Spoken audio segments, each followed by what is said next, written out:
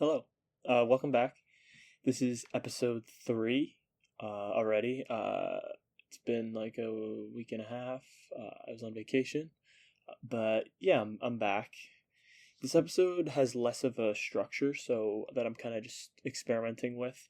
Um, just kind of being throughout the week and just throughout the days. I'll just, like everyone else, I'll just have like random thoughts that I'll think about, and I just kind of try to write things down that I think are funny or I just like a lot, or kind of just anything. In this episode, I'm just starting without a title, and I'm kind of just have like my rough like little notes written down, just about life that I've been going through and living, and um, yeah, unnamed episode. It'll come to me during, but yeah, we'll kind of just see where this goes.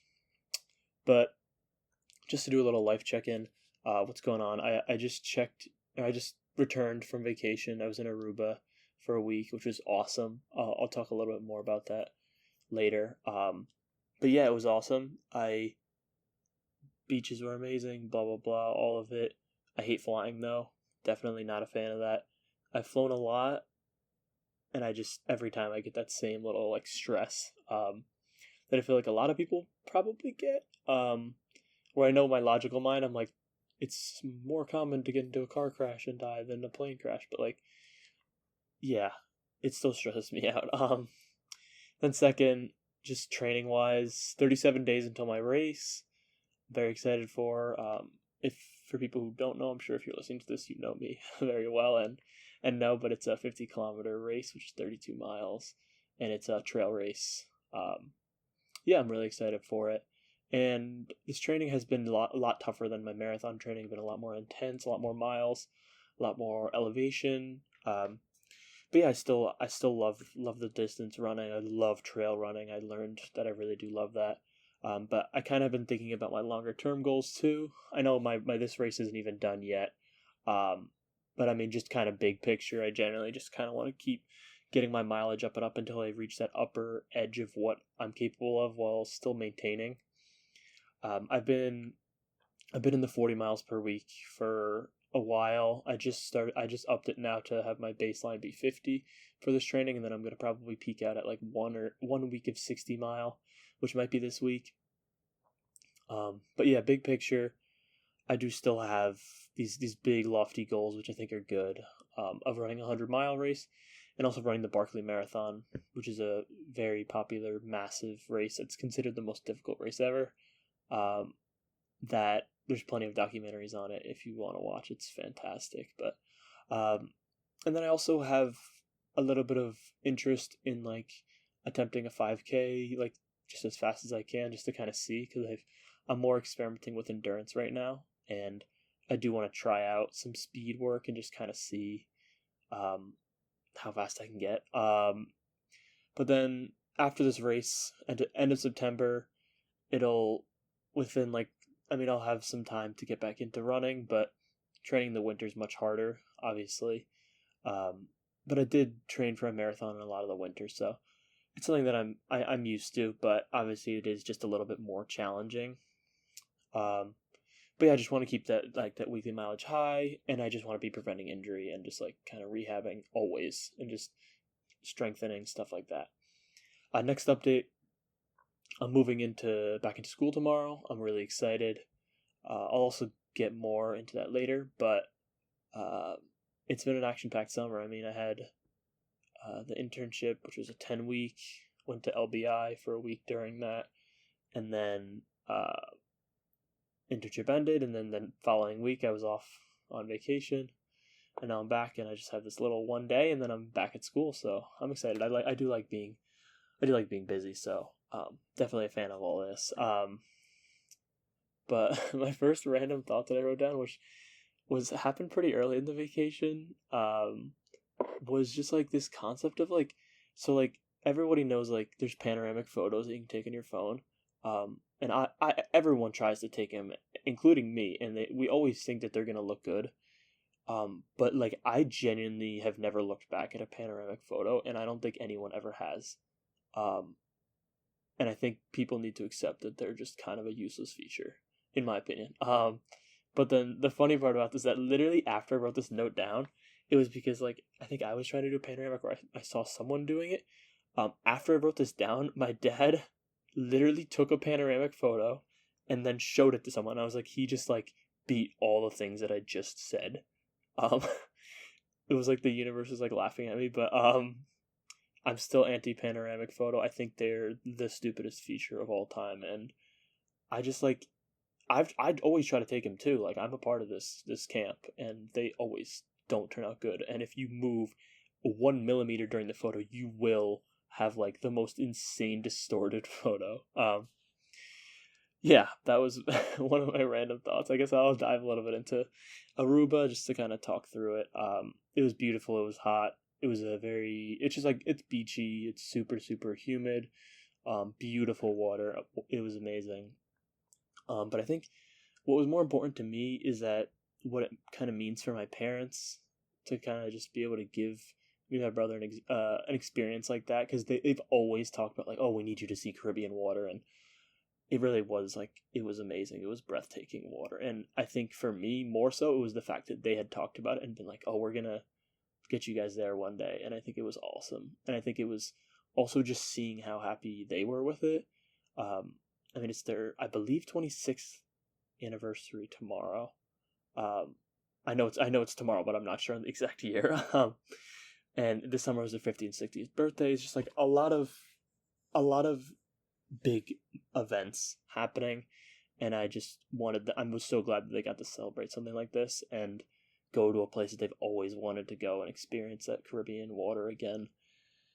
And yeah, I mean, that was really, getting to see them enjoy it was more important for me, and I think that was maybe just a little bit of like a sense of maturity in myself, that I've finally grown up a little bit, and that gave me the joy seeing them. Like there was this night we went to go see the sunset on the water, and me and my brother didn't go in the water, but my parents were like, "Oh yeah, we got to swim at night," and just seeing them out in the water, it was made me happy. And yeah, and I guess it's kind of crazy just reflecting on my own travel. I've been super blessed with all these opportunities. I went from, up until 2020 to, I don't know the years, but my sophomore year of college, I hadn't traveled internationally at all. And now I've been to 3 continents and 8 countries, which is pretty crazy. And those being Italy, Switzerland, Spain, Greece, Tanzania, Uganda, and Aruba, which is technically in South America, which is pretty cool. Even though, like, I mean, people don't really count it, but I'm counting it because I don't know when I'll ever go to South America again. But yeah, I'll quickly talk about my my study abroad was my sophomore year, second semester. I really didn't plan on studying abroad. I know my school had a very good program for it, but I just never really thought about it. Honestly, mainly because money's always been a stressor, and I've always struggled with money. So I think it just never felt like it was in the question abroad, until my girlfriend actually kind of like introduced the concept to me, and I kind of was just like, yeah, I'll think about it. And then I don't even remember the progression, but like I kind of just like decided that like I was going. And yeah, I mean, it was very like, I think I decided like pretty early. Like I met my girlfriend September of freshman year, and I think during that second semester of freshman year, I was like really considering it. And then I think it was definitely, I think it was before I think over that summer I had officially decided, because we had to start turning in paperwork before that semester. It's kind of crazy, the progression of me just like not even being interested in it and then wanting to go. I think a big part of it was not wanting to be away from my girlfriend, but also it being an opportunity that I would get to experience so much with her. And it's something that we're never gonna have another chance to live in Europe for a couple months and study there and have free reign to travel kind of wherever we want. And it definitely taught me a lot. It was definitely a huge learning experience. I think I changed for the better, and I think the biggest thing was just like the money, which I knew would be a stressor, but I was really bad with my money. I was just like kind of excited to be there, and it was kind of like, oh, like I have a lot saved. Like I just didn't budget very well, and um, it would like it just was. It ended up being a major stressor and caused a lot of issues, and I ended up just like, yeah, it wasn't good. Um, but it definitely taught me a lot. It taught me to be more calculated, to like understand the value of my own money more, and stuff that I should have known. But I think getting out there and just getting the lesson taught to me was important. And I definitely have to thank my family, extended family, my girlfriend for all just being so supportive and helpful through all that, because it was challenging, but obviously I'll talk about all the great things. Like we lived in Florence. It was amazing. Just everything about it, the food, the wine, the getting to just walk the streets and just something new would be happening every day. Um, I'm not a big city person, but it was a very beautiful city. I liked it a lot. I loved their little routine. I loved their apartment. My roommates were all awesome. And the first country we went to was Switzerland. It was on like a bus trip. And it was like like I feel like it was like a 12-hour bus ride. Like they said it was supposed to be like 7, and it ended up being like we ended up like getting in at like 2 o'clock and needing to be up at like 4:30 or 5. Like it was bad. But it was a fun experience. I snowshoed, I kayaked. We just explored Switzerland. We found a castle. I mean, we didn't like find it, but we were kind of just wandering and we ran into it and we're like, this is the coolest thing ever. It was like a little mini castle and had a little bit of history on it. It was awesome. And then we went to Spain. I don't know if this was before or after the next, but went to Spain. Spain was very nice. It was went to Barcelona to see a soccer game. The soccer game was a little disappointing. Because the environment wasn't as exciting as expected, and I believe we weren't like I think their stadium was under renovation, so it was at a different stadium. We also had the worst seats possible, and they were still like almost like $200 each. But like it was like I wanted to see a Barcelona game, so it was nice to finally do. But the game that we watched in Milan was like the most electrifying experience, and it was $40, and it was so much better the environment. But it was nice to kind of see that contrast. I think a lot of it is because Barcelona is very like it's become a very touristy team to watch. I mean, especially since they kind of like there's less hype around the team because they're not as good. So it's become like it's kind of like a tourist attraction a little bit, kind of similar to the vibe of like PSG a little bit. Sometimes PSG does get rowdy from what I've heard. Then the next is Greece that we went to. We did for spring break. This was awesome. We did a couple like 2 nights in Athens, saw all the hits, and then went to Crete and we just rented an Airbnb on the top of like a hill overlooking like the whole little island. It was awesome. Super funny. We didn't rent a car and the grocery store was like a 2-mile walk through like a desert.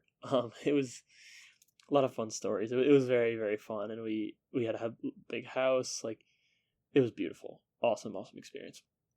But yeah, abroad was definitely a big like learning independence, learning how to deal with money, like getting to experience so many things with my friends and my girlfriend that just have brought us all closer together. And there were some ups and some downs, but it was overall it was a great experience, and I'm glad that everything that happened. And also just getting to watch soccer games in person was awesome. Like it was, there's nothing else like it. Like it was amazing. It reignited that love for soccer, at least in the spectating sense. And then literally 3 days after Italy, I returned home and obviously like it wasn't like I didn't know what was happening, but we planned it. We did a trip to Africa, to Tanzania and Uganda, and this was basically like my grandma like wanted to. It was like I might not have all this information correct, but I know she went to Kenya like it was like 30 years ago, and she loved it so much, and she always wanted to go back to somewhere in Africa to do another safari. She's always loved lions. Like her houses, she loves her lion decorations and all her like it's awesome, and I love that she has this thing that she loves so much. And I was so glad that she got to do it and got to experience it with her. I went with my brother, my 2 aunts, and my grandma, and my uncle. it was insane. The travel was also insane. We flew to Amsterdam and then down to Africa, and I didn't realize how far down Tanzania and Uganda are. They're on the east coast, but like way down south. Um, it was right after abroad, so it was like a bender of no sleep because I kind of like readjusted to America and then had to adjust back um, to a different time zone again. But it was surreal. I think the like crowning moment was like we were in our safari car and we are just kind of going along. We hadn't really seen any like major animals yet, and then this massive elephant just kind of walks right up to our car, and we were just like literally in shock. Um, and it was fantastic. It was an amazing experience. It just felt so surreal, and I'm so grateful and blessed that I got to experience something like this because I know a lot of people just won't have the opportunity to do a safari. Um, and it definitely gave me some like gratitude and perspective for sure about like I'm taking a lot for granted and a lot of people just don't have access to what I have access to, and I think it was definitely a great learning experience and something that I'm glad I did. And obviously very appreciative to my grandma and my uncle for inviting us and taking me and my brother on a trip of a lifetime. It was fantastic. Um, and obviously there's so much more to it, but I'm sure in a future episode maybe I'll talk more about it. But it was an awesome experience. We also did like a little like mini flight on like these like tiny one of those like tiny planes, like a 12-seater. I thought I was gonna be terrified. I liked it more than the regular planes because we were so low to the ground, and I was like they could land literally in someone's backyard, which definitely put some like just made me less stressed because you're not landing a 737 in like a backyard. You're literally dying. Um, yeah. But yeah, it was awesome.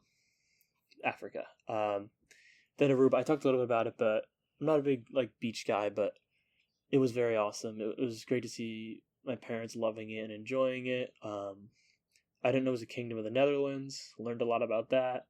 We had a tour bus driver for one of our like little tours who it was hilarious because at first we thought like, oh, this guy's just like a little sassy and like funny.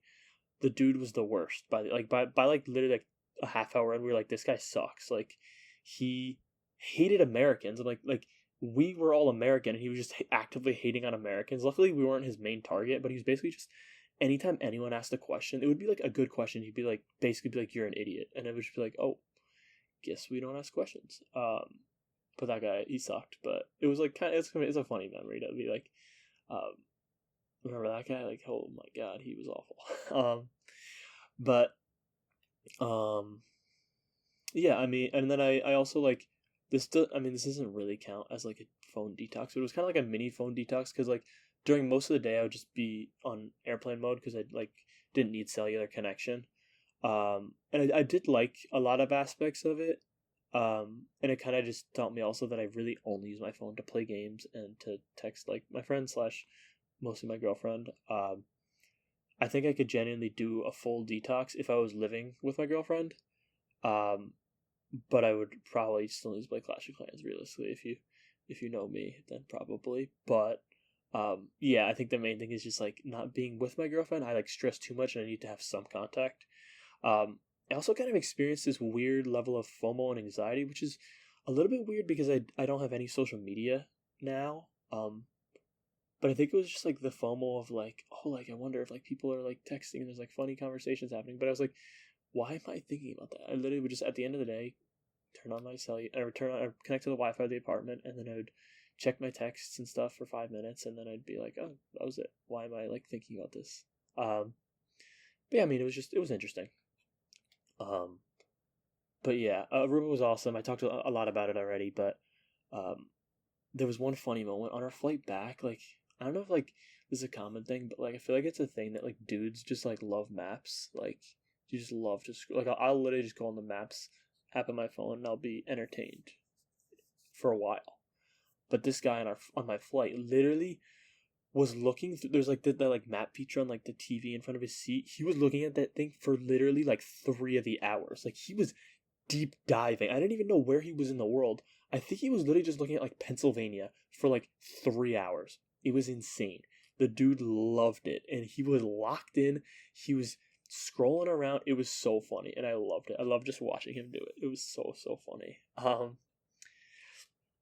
But yeah, those are my little travel stuff. I've been blessed. I've had so many great opportunities, and I've learned so much, and it's made me a better person, and it's something that I'll always carry with me, little lessons that I've learned from it. But then kind of segueing into, I've really enjoyed, like, just like I had my little like quotes section at the beginning, or like the first episode. But I just like when I find good quotes, I write them down. Like I love taking quotes just whenever I can. Um, and this one is from found it in, I believe it was in the Last Dance, Michael Jordan documentary, but then also an episode of Founders, which is a podcast by David Senra, fantastic podcast where he kind of just dives into biographies and stuff, super like deep dives, and he did one on Michael Jordan, and he was talking about this, so all credit obviously to him. But I'm not obviously, like, before I go into this, I'm not a big basketball watcher. My knowledge is very limited, but I do know like the mentality of Jordan is something that's so just awesome, and I love everything. Not everything. I love just, I mean, so much stuff around him, like this bigger than life character, this like just competitor. I think I definitely am drawn to certain features about him.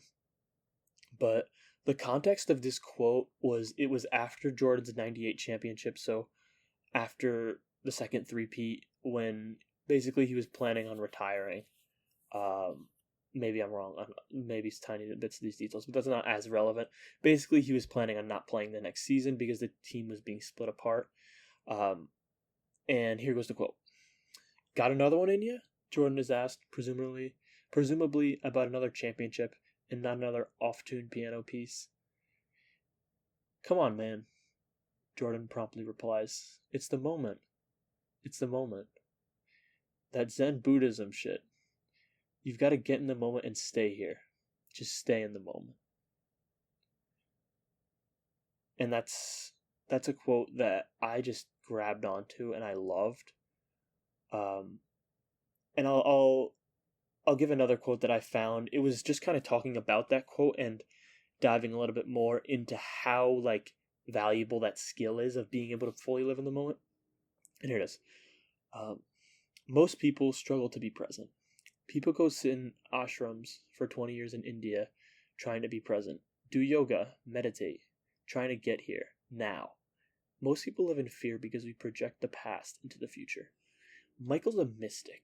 He was never anywhere else. His gift was not that he could jump high, run fast, shoot a basketball. His gift was that he was completely present. And that was the separator. And that's a quote from Mark Vancil. I believe I found it on a website that was kind of talking about that quote. It was an article. But yeah, I think this quote, I just love it. I love everything about it. I'm drawn to someone. I'm drawn to this other layer of Jordan, and I think he is someone who kind of gets a bad rep for a lot of stuff. I think this documentary did wonders for him. For like kind of like people like me who didn't really know anything about him and saw it and was like seeing this complexity of this character. Like I didn't really know anything about him. Like my brother's a big basketball fan, so I'd heard little things. But he's also not the biggest Jordan fan, and I kind of just didn't really understand. So seeing this documentary initially, like I think I've seen it 3 times now, the series. I really do. I love it a lot. As someone who doesn't really even watch basketball at all, it's something that I really love to go back to, and just like there's always something that you can pull from it. But yeah, I think this like seeing this other side of Jordan and seeing like kind of something like this, like that last quote talks about, like not just talking about like his God-given athletic ability, and like I think that ability to live in the moment and be present is something that's so valuable and something that everybody wants, because like you don't like thinking about the past, thinking about the future, it's so much stress, but like genuinely living in the moment is something that's so desirable, and I think it's really challenging to do a lot of the time.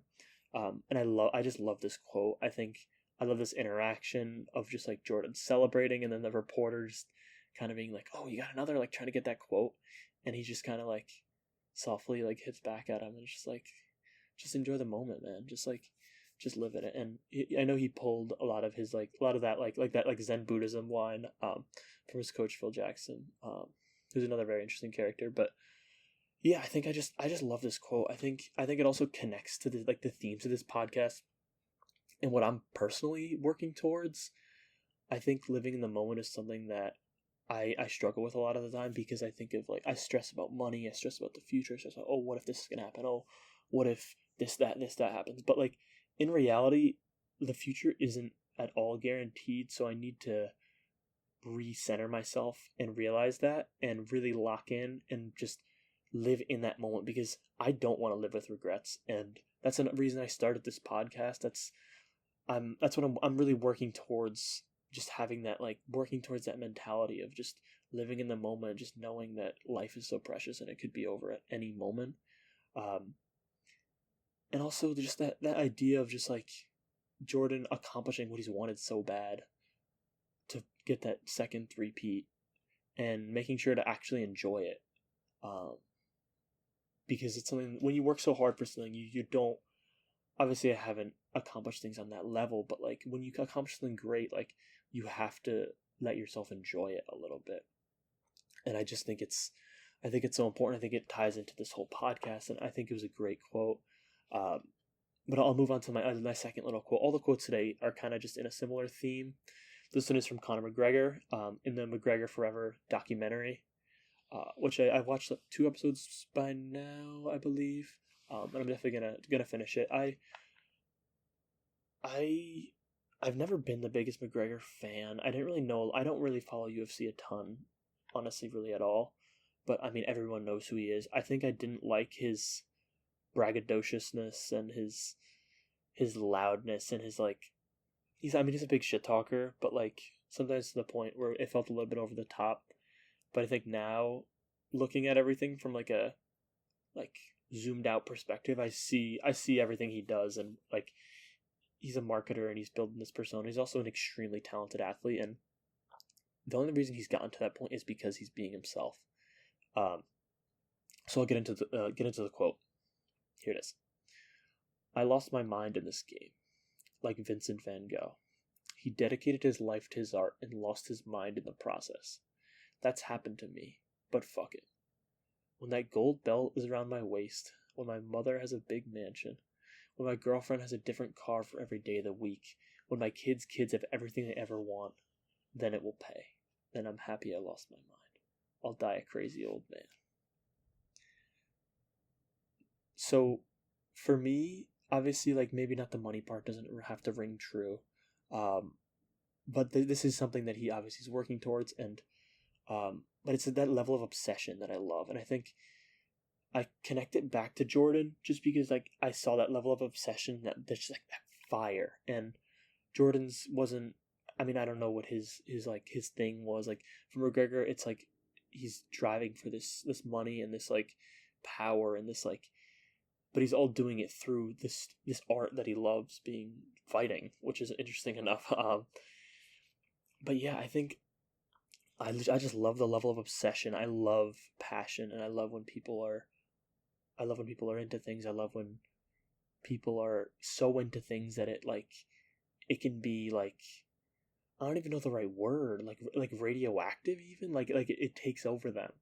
I love people like that are contagious. And even though I'm not, like I talked about, I was never the biggest McGregor fan. I think this documentary has showed me another side to him, and showed me that I think the biggest part is seeing him lose, and I think that kind of, it shows his humanity, and it shows him at his stripped down state where he can't use that loudness, and if he's winning a fight, obviously he's gonna be going crazy, getting excited.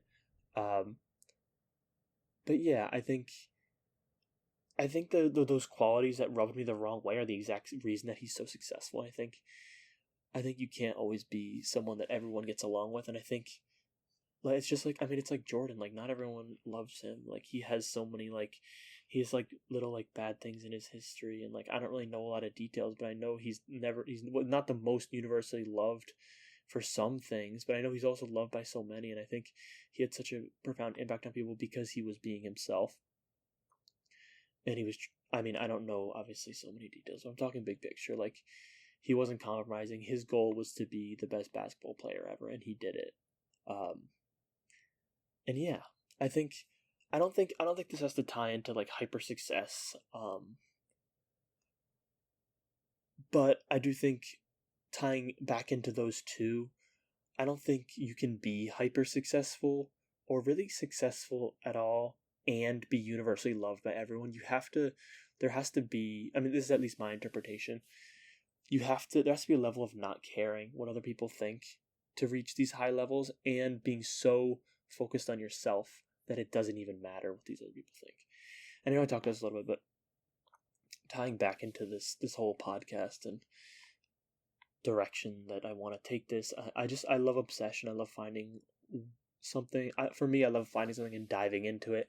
I think it's a rare thing, and I think right now I'm very running obsessed, and I love researching. I love reading about it, and I love diving and just like immersing myself in it. And I think to a certain point, I know like you don't want to be like overdoing things, but like I want to push myself and I want to be great. Obviously, I'm not going to be Michael Jordan, but I want to be great at this and I want to find more about myself and explore so much through this. And I want to push it to heights that maybe seem a little unreasonable. But yeah, and like with this podcast, I want to explore obsessions. I want to explore people. I love passionate people. I love people who are obsessed. I want everyone to have something that they lose themselves in. And obviously it doesn't have to be running, doesn't have to be athletic. I think for me, I want this podcast to turn into that. I think I've gotten a little bit of the fire, just with like writing down notes and being like, oh my gosh, I want to talk about that. I want to talk about that. But yeah, I think for me, running has been my obsession. I think I'm grateful to have an obsession and have something that I'm very passionate about. But yeah, I think this quote, I love it. I mean, honestly, I initially grabbed onto it because the Vincent Van Gogh connection, and because I know a little bit about him because my girlfriend has like a bunch of paintings of his, like posters and stuff, and like it has always been like a little inside joke with us. But then kind of just seeing that name and being like, oh, like, and then kind of seeing how grand this quote is, and I think also seeing, obviously, I don't believe everyone should be chasing money, but I think seeing that Connor had these visions and like what he's going for. He wants success. He wants to be able to spoil the people he loves. And I think it's admirable to see that he accomplished everything that he said he would. Big picture. But yeah. And then my last quote it's interesting enough, it was from a couple of days ago. It ties these two quotes together for me, which is pretty interesting that I literally found these in like these exact succession over these past like couple weeks. But yeah, this is David Ogilvy, from his book Confessions of an Advertising Man, and it's him talking about Winston Churchill. Just I'll give a tiny background on Ogilvy.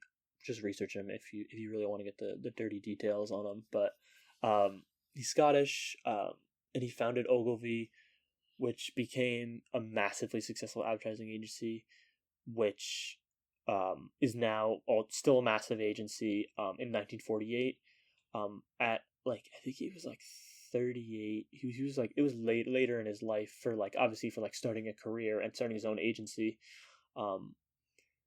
After his life of being a dropout, a cook, a salesman, a researcher, a farmer, like he did so much. But I'll dive into it. I've been reading this book. Obviously, I mean, I'm interested in advertising. I'm going to be pursuing it as a career, and he is like the person to look towards when it comes to just all things advertising. But here's the quote: "Few of the great creators have bland personalities. They are cantankerous egotists, the kind of men who are unwelcome in the modern corporation. Consider Winston Churchill. He drank like a fish. He was capricious." How do I even pronounce it? Whatever. "And willful. When opposed, he sulked. He was rude to fools. He was wildly extravagant. He wept on the slightest provocation. His conversation was Rabelaisian. He was inconsiderate to his staff. Yet Lord Alanbrooke, his chief of staff, could write, 'I shall always look back on the years I worked with him as some of the most difficult and trying ones of my life. For all that, I thank God that I was given the opportunity of working alongside of such a man, and having my eyes open to the fact that occasionally such supermen exist on this earth.'" this quote is just amazing. Like, I love this whole idea, and I think it ties into these other two quotes that I had. Also, just because I had no idea what it meant.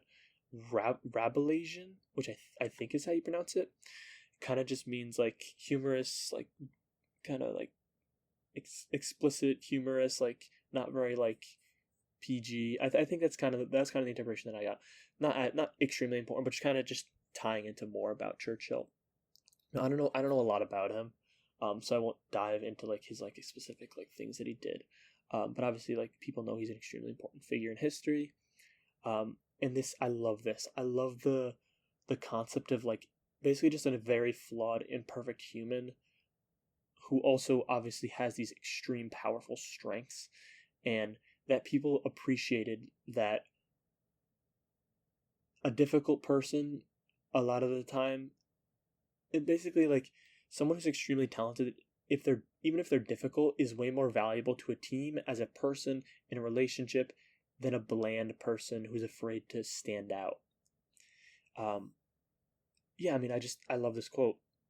I think it shows that reaching that peak level of comfortability with yourself, or just reaching that peak level of anything, requires this level of acceptance, of yourself and everything about you. And I think it's something that I aim for, in the sense of like, I want to be myself. I want to be myself always, and I think I don't want to just please everyone. Like, that's never going to be my goal. If I go years without annoying anyone ever, then I'm doing something wrong, which maybe sounds a little weird, but like, you can't just be, obviously I want to be cordial, I want to be nice to everyone and anyone that I can, but I'm not going to go out of my way and change my ways to then please someone. I'm doing what I want to do. And yeah, like being disliked or spoken badly by someone who doesn't matter to us shouldn't bother us. If it's someone that we care about, obviously it should, in my opinion, it should matter. But to a certain point, you have to kind of ignore people, and you have to cut people out that are not supportive of you. And you have to be yourself, and I think that's big, and I think I really tied into that, and just connected in, and I really just enjoyed. I love this quote. I think these three quotes kind of just work together so well.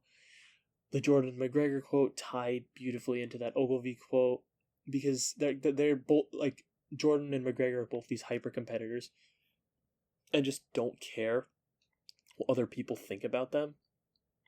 And I think it's such an admirable feature of a person to be so obsessed and into something that they don't care what other people think about them. They're doing something unreasonable because they see that they know deep down that they can do something, and they know they can reach that height, and they just keep pursuing and pursuing and pursuing.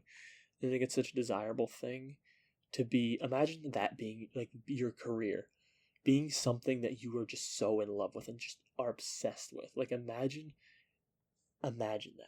That's if you think about something deep down, maybe when you were a kid, like maybe something that you loved. Like, when I was a kid, I wanted to be a professional soccer player. Like, imagine just getting to put your all towards this one thing, and it being a passion of yours, and it not even feeling like work, because it's something that you can just lose yourself into, like that McGregor quote.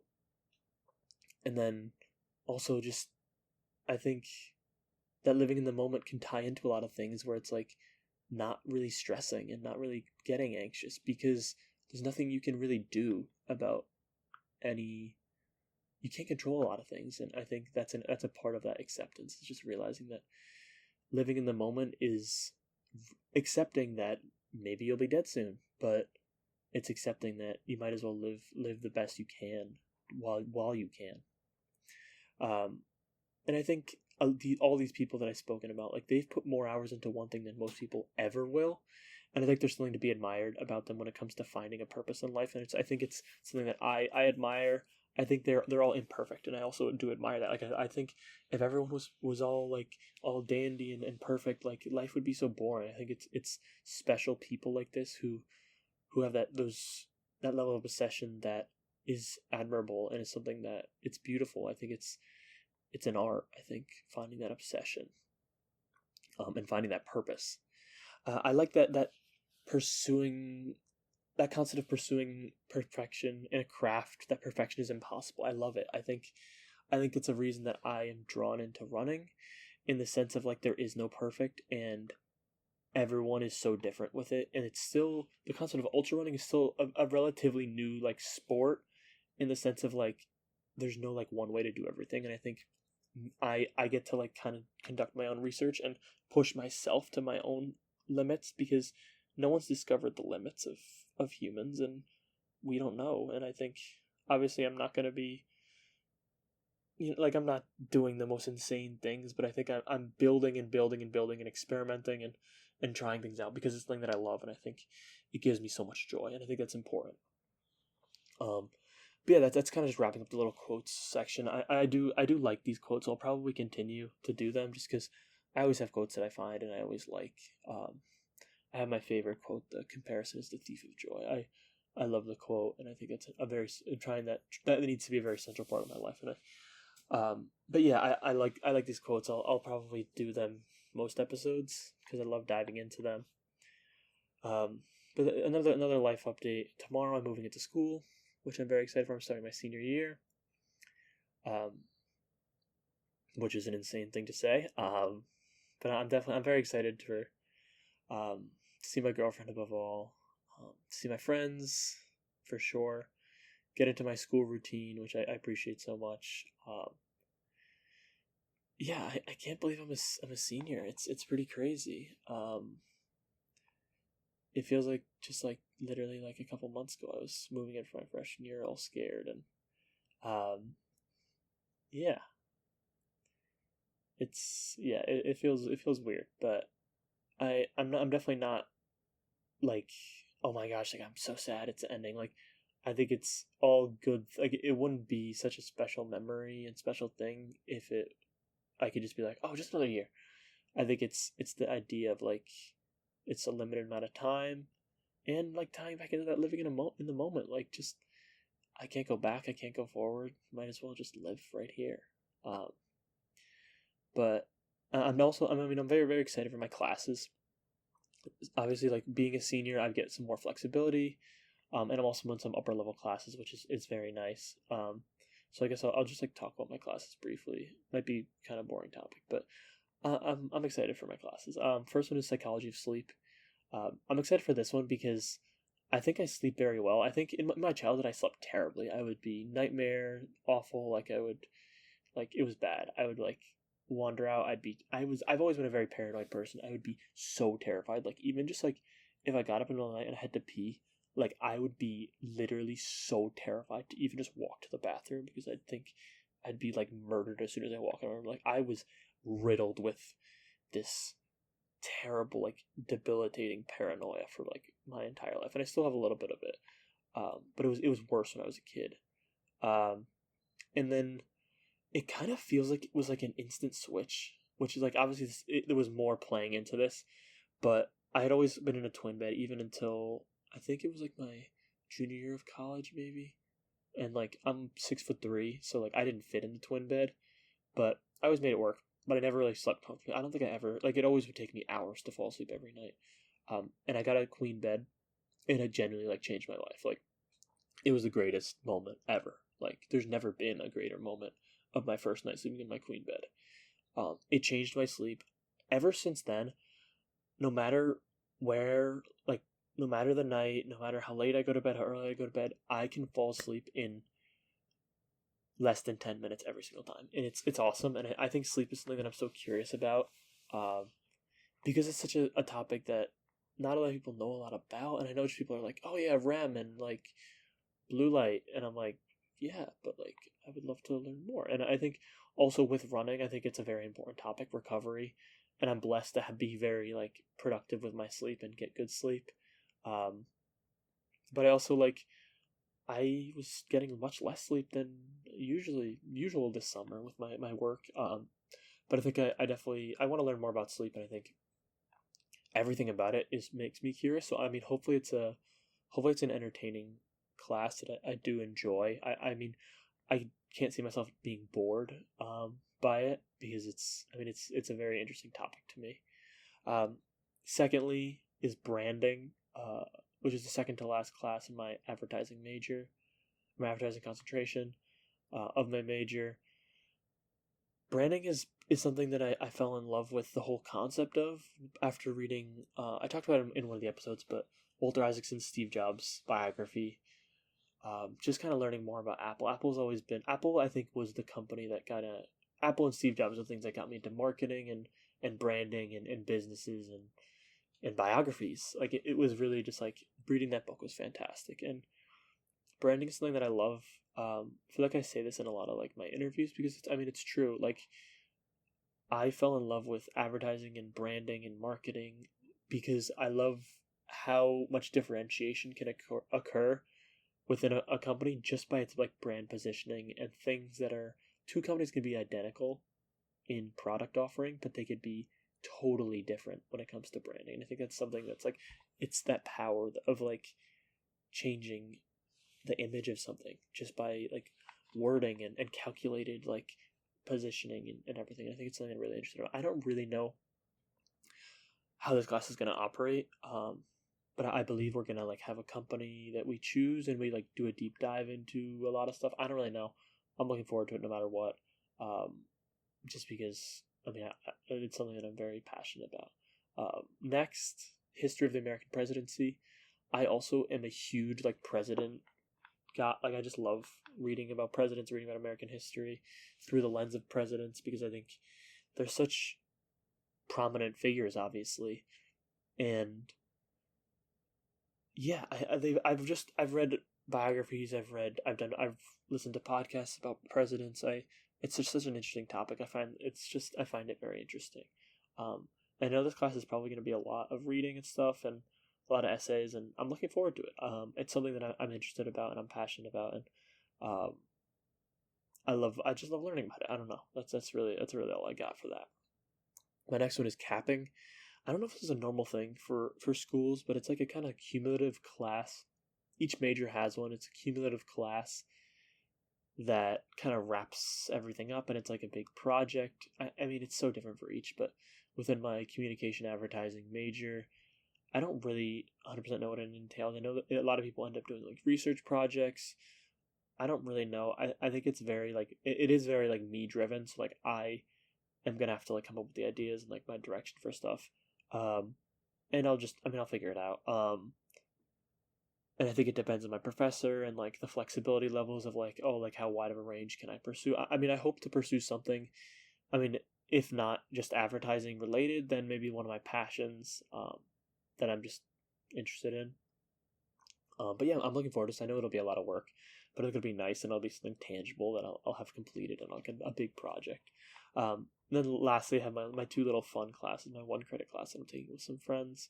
I have karate. I have an interest in martial arts. Like I kind of just signed up for this because I was like, oh, cool. I don't know how much I like it. I think it's something that it'll be nice to try. I do have an interest in martial arts. I find it kind of interesting, so I kind of just wanted to try it. And it was the martial art that was available, so I'll learn more about it. I'll just whatever, we'll see. Then lastly, I have yoga, which I also kind of similar, just like I'm interested in, and I like the idea of having another form of like kind of workout / recovery / stretching routine. I'm really inflexible. I think it'll be great. I literally can't like crisscross applesauce, cross-legged sit. Yeah. I can't do it. Like I think it's just my hips are so tight. So I'll definitely be embarrassing myself, but hopefully I make some progress. Yeah, we'll see. It'll be fun.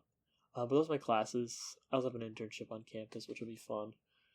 And I'm in a club. I'll do some intramural sports. It'll be great. I'm very excited. I love being at school.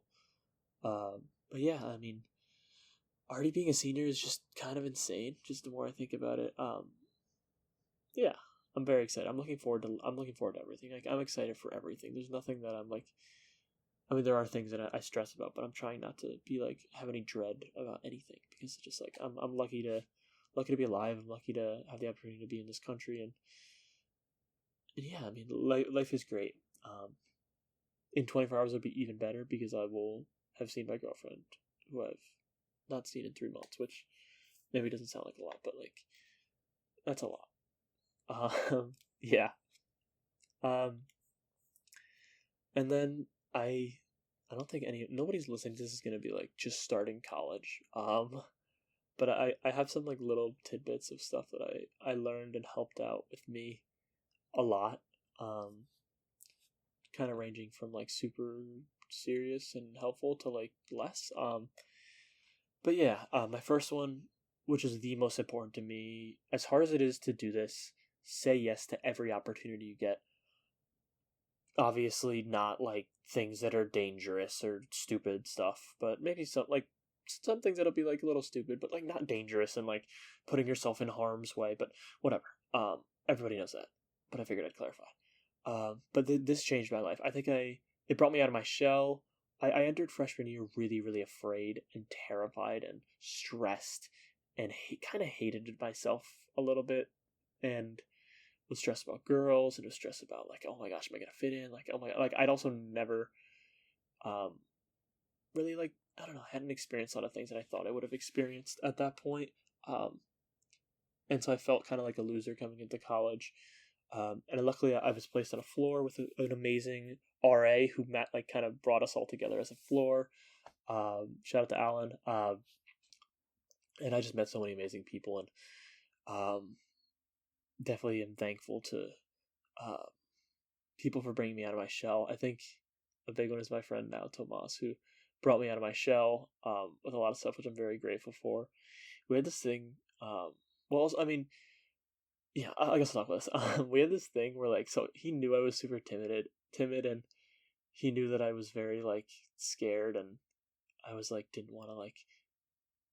didn't want to stand out too much and all that. So we did this thing where literally like every day, I don't even know when it started, but like every day he would just be like, "All right, just yell," and it would just like be in my dorm room and just like be like yell as loud as you can. And at first I would just be like, obviously I'm not gonna yell into the mic right now, but it'd be like I'd just give it like a little like yelp, and he'd be like, "No, like we gotta go crazy," and we'd both just start yelling back and forth and just making insanely loud noises.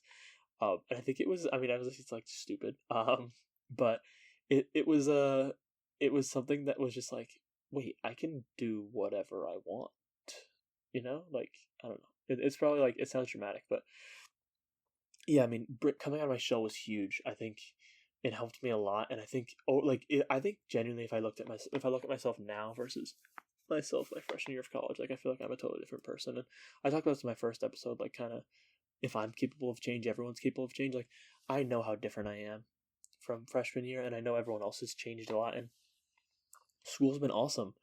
I think saying yes to everything brought me out of my shell. Like I was scared to go to parties. I was scared of everything, but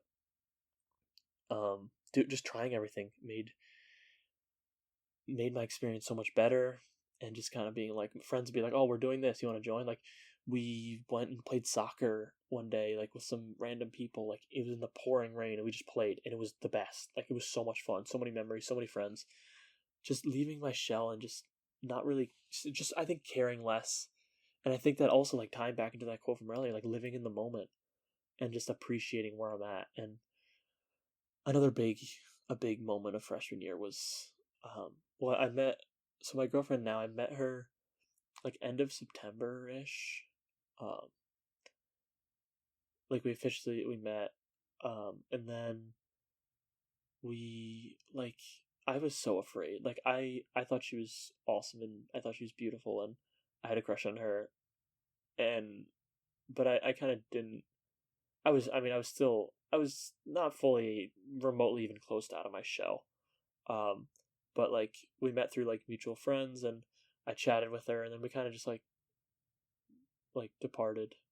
Um, and then I didn't really think anything else of it. I realistically should have asked her for her number or Snapchat, blah blah blah, but I was way too afraid, and I knew also I cared too much about what other people thought. Like I was like, oh my gosh, like what if she says no, or like what if my friends make fun of me for asking her, or like blah blah blah.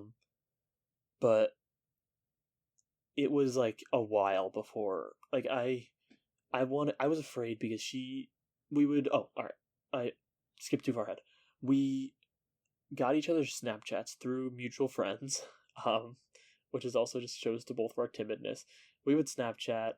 I don't really have the full timeline, like perfect, but we would Snapchat. We were not hanging out, but we would Snapchat. We would like kind of were like friendly on Snapchat, but like when we'd see each other, it would be like really awkward and like we'd like wave or like something, and but we both like we liked each other, but like we were just both so timid, and it got to the point where like she would ask if I want to hang out, and I would like say yes and be, but I would just like be so like I would literally have like an anxiety attack and like freak out, at the idea of going, because she would invite me to hang out with her friends, and to me as someone who like all through high school like I just like hung out with dudes, bro. Like I was just like sausage festing it up. Like I was not used to hanging out with women remotely. So I was terrified, and I knew that I just had this fear of like I would step into the room and like everyone like laugh at me or something. Like I was just like, yeah.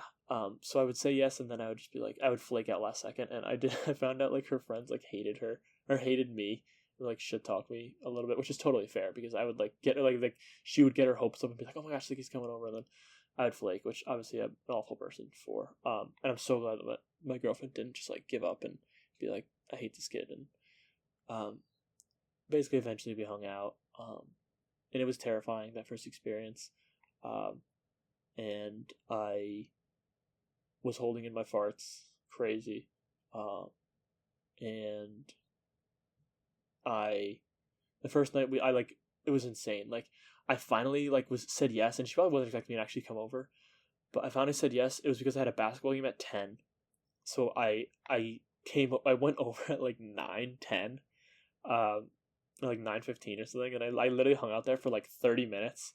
And I was like, oh well, sorry, I have a basketball game, and I did it intentionally because I wanted to have a like an out and also like a set time, and like to get rid of like that awkward stage of like when do I leave, like you know.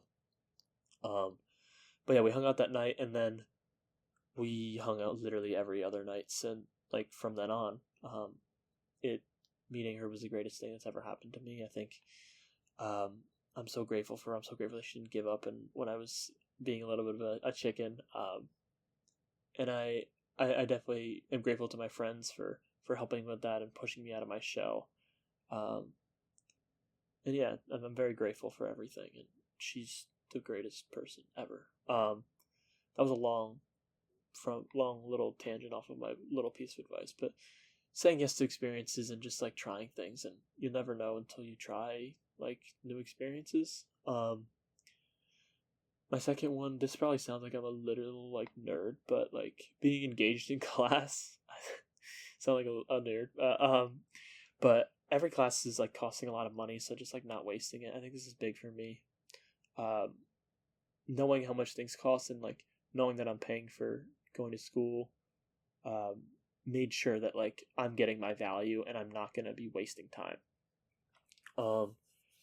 My next little thing that I wrote down was like, don't worry about the tiny details. I think for me, this is like, I don't think I ever struggled too badly with this. But like, if you get a bad grade on one homework, don't let it spiral out of control. Maybe I have been bad at this in the past, but like if one little thing goes wrong, just like kind of zooming out, I think, and getting that like big picture perspective and being like, all right, we're moving in the right direction. Like, I'm alive. We're living another day. Let's go to bed. Let's wake up. Let's figure it out.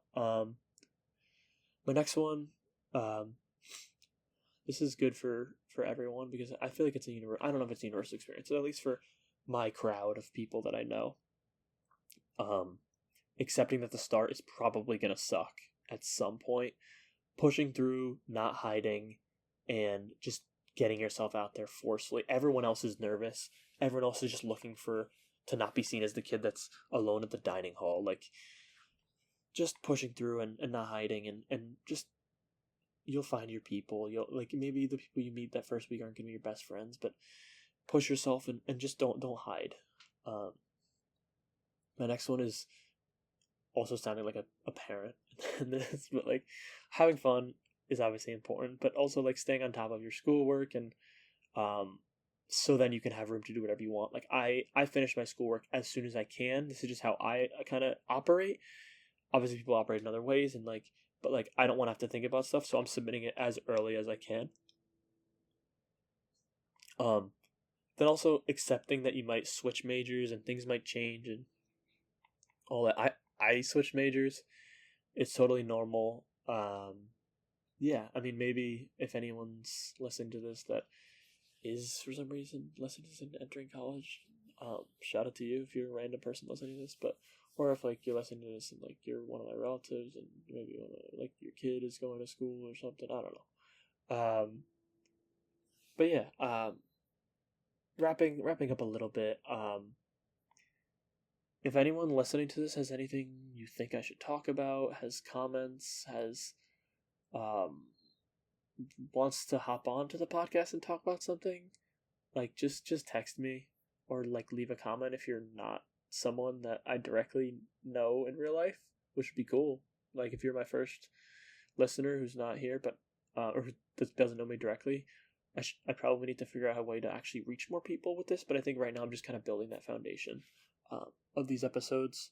But yeah, like you can text me like if there's anything you want me to talk about or want to talk to me about stuff or like have questions for some reason or like talking points. I don't know. Whatever. But yeah, anyone's welcome to hop on the podcast and chat with me. I love talking to people. It's something that I really love. I love hearing about anything. Then just kind of big picture direction of the podcast. This is a kind of just a yap sesh of just stuff that's been on my mind, stuff that I wrote down. I'm just gonna talk about stuff whenever I have it. Maybe it won't be the best episode sometimes, but I'm gonna talk about it because maybe I could be dead soon, someone else could be dead soon. Yeah. But I like to quote stuff. Hopefully you got some stuff from that. I think those were some great quotes for me at least. But yeah, like I mean, text me if you have any thoughts or leave a comment or I don't know. You probably know how to get into contact with me for listening to this. I also don't know the category to put this podcast in. So if anyone has any recommendations, I've put it as self-improvement, which I think is probably the best one. But then I put it under mental health to health and fitness to society. I don't know. It's I don't know. It's been a little all over the place, but I think it's good. And I think for me, I'm treating this as I treated when I was experimenting with running. Is just I hate saying this because it's literally just Nike, just do it, but just do it. Push it. Just try and just keep doing until it sticks or just until it doesn't stick. Just try. If it's something that you're passionate about, I hope this sparks you and drives you to try it and pursue it, because that's what I'm doing. I'm putting myself out there, doing something that I'm a little bit uncomfortable, but it's something that I know I wanted and I know I want to do. So yeah. This is the third episode of the Dead Soon podcast. I